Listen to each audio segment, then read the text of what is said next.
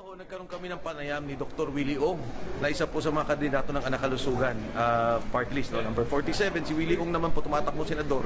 Nagkita kami kanina, nag-usap po kami. Nabanggit niya sa akin, sabi niya, Mike, tingnan natin agad yung kampanya na dito sa Luzartan dahil mukhang mahina yung panawagan ng Department of Health na i-recall itong Luzartan Medicines. Kasi nga ho, batay dun sa mga nakita, pwede ho itong makapag-resulta sa cancer.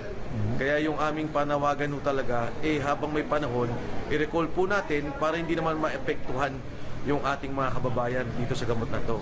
Base ito sa pag-aaral namin?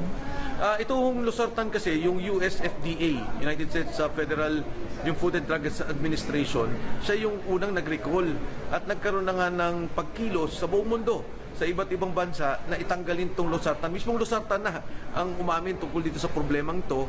Dito sa atin, mukhang hindi pa ganun kalakas yung panawagan na talagang tanggalin to sa mga binibenta at kung meron mang binibigyan ng gamot na to, wag na ho nilang ibigay dahil nga magkakaproblema pa yung ating mga kababayan. Panawagan po kasi hanggang ngayon